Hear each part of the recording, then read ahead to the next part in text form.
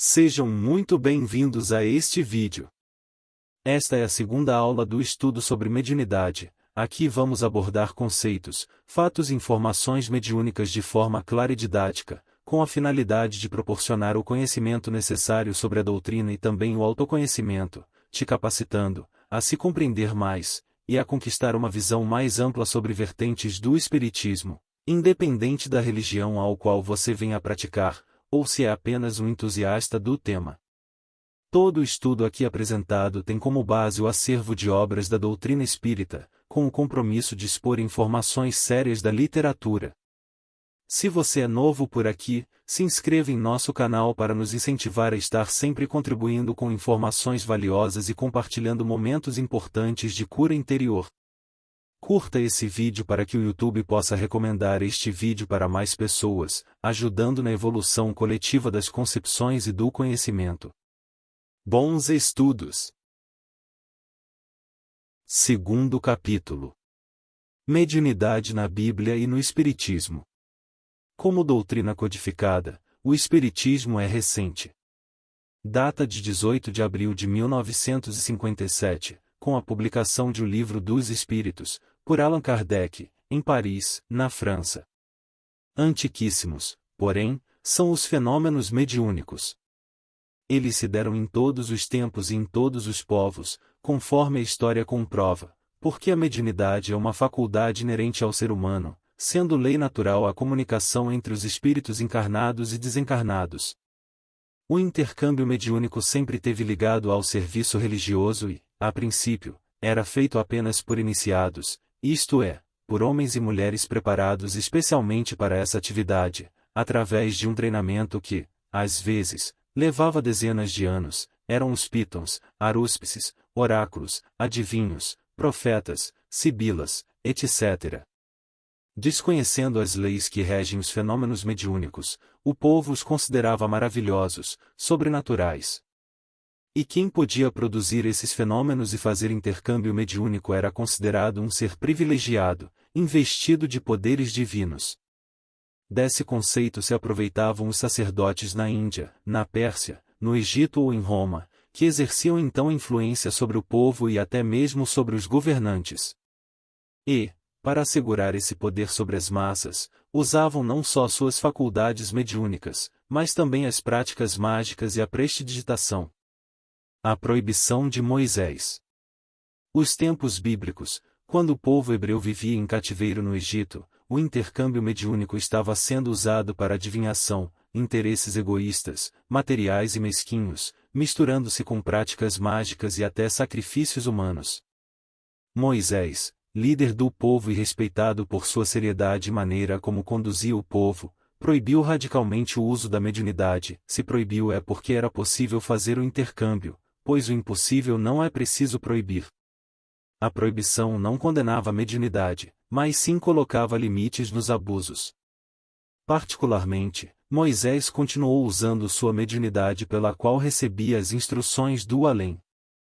E desejava que todo o povo viesse a fazer o intercâmbio também, mas do modo correto e superiormente inspirado. Deuteronômio 18,9, 13 vemos, quando entrares na terra que o Senhor teu Deus te dá. Não se achará no meio de ti quem faça passar pelo fogo seu filho ou a sua filha, nem adivinhador, nem prognosticador, nem agoureiro, nem feiticeiro, nem encantador, nem quem consulte um espírito adivinhador, nem mágico, nem quem consulte os mortos, pois todo aquele que faz estas coisas é abominável ao Senhor, e é por causa destas abominações que o Senhor teu Deus os lança fora de diante de ti.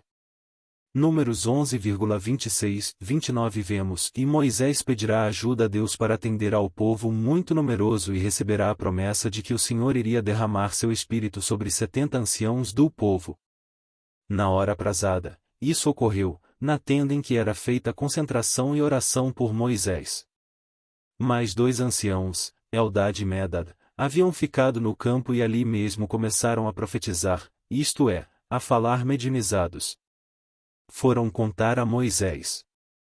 E Josué queria que Moisés mandasse impedir aquela manifestação, pois era proibido. Moisés, porém, retrucou: Por que has de ser tão ciumento a meu respeito? Prouvera a Deus que todo o povo fosse feito de profetas, e que o Senhor lhes desse o seu Espírito. A libertação por Jesus.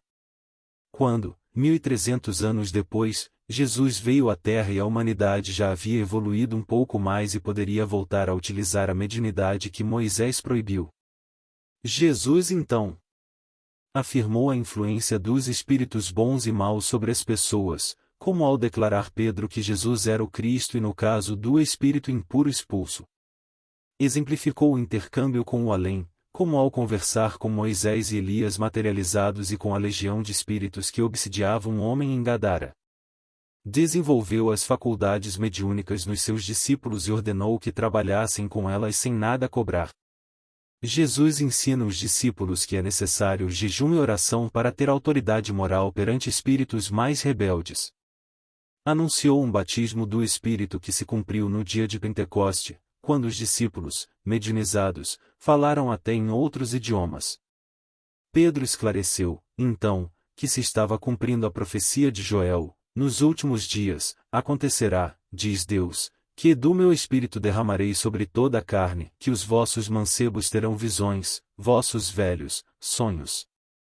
Era a libertação da mediunidade para todas as pessoas. Pedro ainda explicou que a promessa divina abrange a todos quantos o Senhor chamar. O uso da mediunidade no Espiritismo. Alguns séculos depois, não respeitando a liberação da mediunidade, que Jesus fizera, grupos religiosos tentaram proibir de novo o intercâmbio mediúnico, dizendo ser obra do demônio e perseguindo os que o praticavam, sob a acusação de serem bruxos, feiticeiros. Mas Deus já derramou o seu Espírito sobre toda a carne, a sensibilidade já se desenvolveu na espécie humana e a mediunidade se generalizou, sendo impossível conter a manifestação dos espíritos por toda parte. Surge, então, o Espiritismo, que utiliza a mediunidade como instrumento valioso de espiritualização da humanidade. Também não concorda que se faça mau uso dela, esclarece que sua finalidade é superior e ensina técnicas para a segurança e proveito espiritual da prática, especialmente em O Livro dos Médiuns, de Allan Kardec. Sem a força disciplinadora da doutrina dos espíritos, sem a orientação cristã do espiritismo, seriam os fenômenos, sem dúvida, apenas um turbilhão de energias avassalantes, desorientadas, sem rumo e objetivo definidos, sem finalidade educativa. Chegamos ao fim do nosso estudo de hoje. Esperamos que essa dose de conhecimento possa contribuir para seu entendimento pessoal e evolução moral e espiritual como médium e também como pessoa. Nosso próximo estudo falaremos sobre a mediunidade e o corpo físico, abordando pontos interessantes e oferecendo a oportunidade de aumentar ainda mais os entendimentos sobre a mediunidade, independente da religião ao qual você pratica.